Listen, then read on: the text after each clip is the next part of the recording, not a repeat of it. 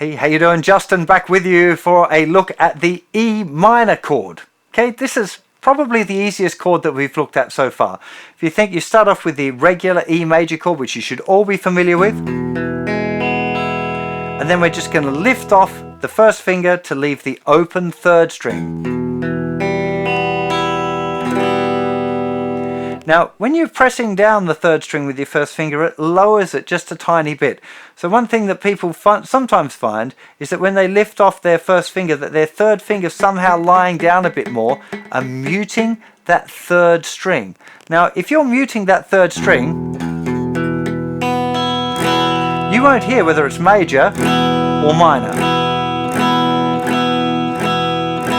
That's the string where you're going to hear the major or minor quality of the chord. It's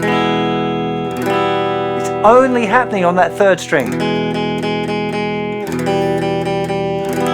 So really important that the third finger here is nicely on the tip. Because if it's laying down too much and you mute that third string... Interestingly, I just managed to sneak it in. I was muting. When I put my first finger down, it pressed the string enough, and now it's just muting it for the minor.